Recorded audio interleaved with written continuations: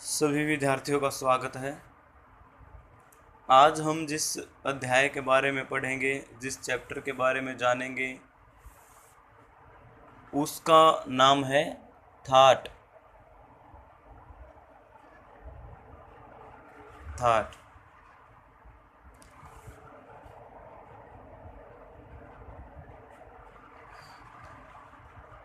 तो थाट जो होते हैं, एक बार मैं आपको थोड़ा सा इनका विवरण बता दूं। थाटों को रागों का जनक कहा जाता है, अर्थात जहाँ से राग उत्पन्न होते हैं उन्हीं स्वरों के समूह को थाट कहा जाता है। आपने देखा होगा कि संगीत में सबसे पहले ध्वनि, ध्वनि से नाद, नाद से श्रुति, श्रुति से स्वर और स्वर से सप्तक हमने पढ़े थे, और सप्तक से बनते हैं थाट। तो आपको ये एक जो रूटीन में एक जो सर्कल है, ये आपको याद रखना है। यह सारी चेन सिस्टम जो है ये आपको याद रखना है। इससे आपको संगीत सीखना बहुत इजी हो जाएगा। आज हम पढ़ेंगे थाट के बारे में। सप्तक तक आप सबको पता लग चुका है कि 7 स्वरों का क्रम से गाना बजाना सप्तक कहलाता है, या 12 स्वरों के समूह को सप्तक कहते हैं, और सप्तक से बनते हैं थाट। अब थाट की परिभाषा क्या होगी, आप ध्यान से सुनना। देखो, सप्तक में हमारे पास 12 स्वर होते हैं, जिनमें शुद्ध और विकृत दोनों प्रकार के स्वरों के रूप होते हैं। अब थाट की परिभाषा क्या है? शुद्ध एवं विकृत दोनों प्रकार के स्वरों का मिला जुला रूप, जिसमें किसी राग को उत्पन्न करने की अक्षमता आ जाए, ऐसे स्वर समूह को हम थाट कहते हैं। अर्थात 12 स्वरों से बनाया गया ऐसा स्वर समूह जिसमें किसी राग को उत्पन्न करने की अक्षमता आ जाए, उसे हम थाट कहेंगे। पंडित वेंकटमुखी जी ने संगीत के इतिहास में 72 थाटों की रचना की है, 72 थाटों की रचना की। उसके बाद पंडित विष्णु नारायण भातखंडे जी ने 72 थाटों में से 10 थाटों की रचना की, और 10 थाटों को इस प्रकार वैज्ञानिक ढंग से व्यवस्थित किया कि सभी रागों का वर्गीकरण उन्हीं के अंतर्गत हुआ। तो जो भातखंडे जी द्वारा निर्मित 10 थाट हैं, उनके नाम क्या क्या हैं और कैसे उनको हम जानेंगे, पहचानेंगे, वो मैं सब आपको भी बताऊंगा। सबसे पहले थाट हमारे पास कितने हैं? 10 थाट हमारे सिलेबस में है, भारतीय संगीत के इतिहास में है। अब 10 थाटों के नाम क्या हैं? जैसे कि आप पहले समझ चुके हैं, थाट 12 स्वरों का, हम 12 स्वर लिख लेते हैं एक बार, जो हमने पहले भी सीखे थे। सा, रे, गा, मा, पा, धा और नी। रे, गा, धा, नी, ये कोमल लिख दिए मैंने, और मा ये तीव्र स्वर लिख दिया, और ये सारे शुद्ध स्वर हैं। अब देखिए, शुद्ध और विकृत, ये विकृत है और ये शुद्ध है। ये कोमल विकृत है और ये माँ जो है ये तीव्र विकृत है। तो हमारे पास 12 ये स्वर हैं, सारे गा मा पा धा नी, रे गा धा नी और माँ, कुल मिलाकर 12 स्वर। अब इन 12 स्वरों का ऐसा मिला जुला रूप, या इनको इस प्रकार से लिखना जिनमें किसी राग को उत्पन्न करने की क्षमता आ जाए, लेकिन लिखने का अर्थ यहाँ पर ये नहीं है कि आप सातों ये लिख दो, उसके बीच में फिर ये लगा दो, फिर ये लगा दो, ऐसे नहीं। जो संख्या है वो सा रे गा मा पा धा नी सा, यानी 7 स्वरों तक की ही संख्या रहेगी। इन्हीं में से हम जो ध्वनियाँ हैं उनको अलग अलग ध्वनियों को रखेंगे और उससे राग उत्पन्न करने की क्षमता कैसे आती है वो देखना आप। सबसे पहले हमारे पास थाट हैं, थाट हमारे पास 10 हैं। सबसे नंबर 1 पर हमारे पास है बिलावल थाट।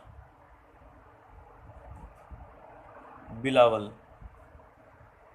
जब सातों स्वरों को शुद्ध रूप में लिखा जाता है, सा रे गा मा पा धा नी, और लिखने का अर्थ यहाँ पर थ्योरेटिकल तो हम लिख रहे हैं, लेकिन प्रैक्टिकल में इनको बोला जाता है, बिकॉज ये सारी ध्वनियाँ हैं, ये आवाज़ हैं, संगीत से रिलेटेड मधुर आवाज़ें। सारे गामा पाधा नी, अगर हम सारे गामा पाधा नी को ऐसे शुद्ध रूप में लिखेंगे या गाया व बजाया जाएगा तो उससे जो उत्पन्न राग होगा उसका नाम भी बिलावल ही होगा। और जो यह थाट बनता है, ऐसे स्वरों को लिखने से जो थाट बनता है उसका नाम है बिलावल। अब नंबर 2 पॉइंट पे हम लिखते हैं कल्याण।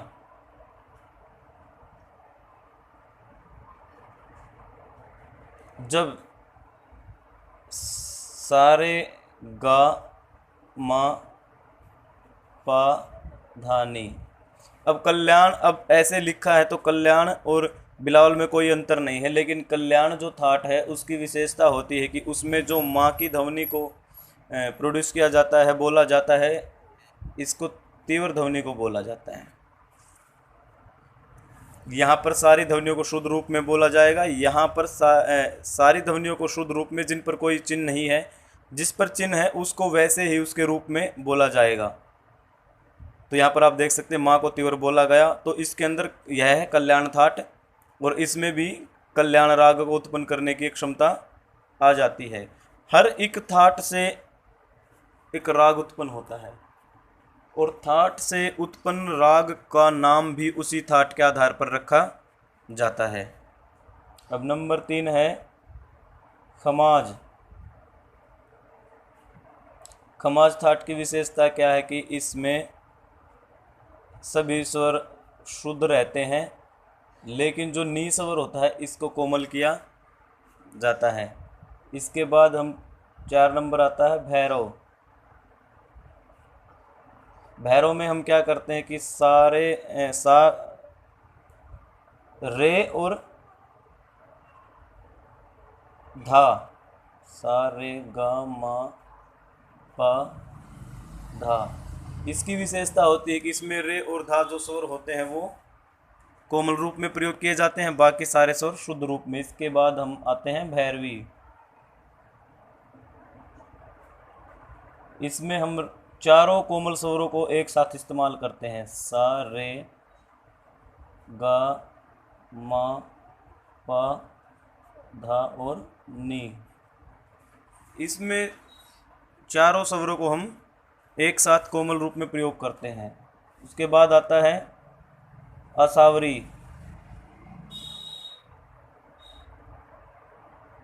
असावरी।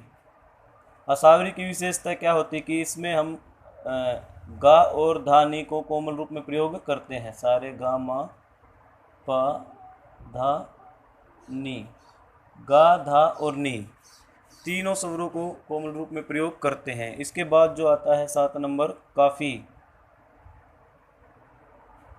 इसमें हम सिर्फ गा और नी को कोमल रूप में प्रयोग करते हैं।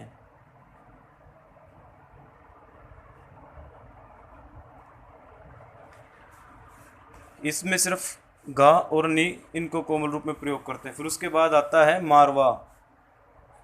8 नंबर पे मारवा। इसकी विशेषता क्या है कि इसमें हम रे स्वर को कोमल और मा स्वर को तीव्र रूप में प्रयोग करते हैं, बाकी सब अपने शुद्ध रूप में रहते हैं। इसके बाद आता है पूर्वी। पूर्वी में हम रे को कोमल रूप में प्रयोग करेंगे और मा का तीव्र रूप में प्रयोग रहेगा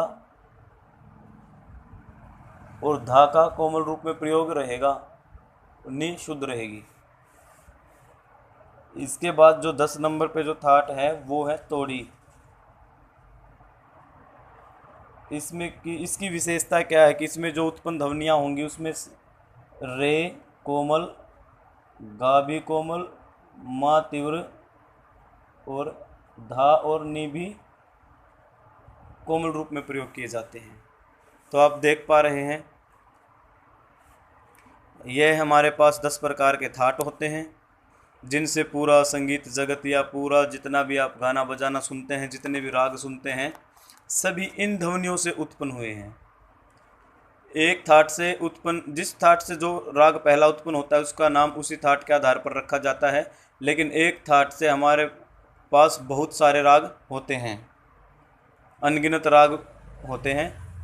और थाटों को इसीलिए रागों का जनक भी कहा जाता है क्योंकि इन्हीं से रागों की उत्पत्ति भी होती है। तो आशा है कि आप सबको अच्छे से समझ में आ गया होगा थाट का जो चैप्टर है।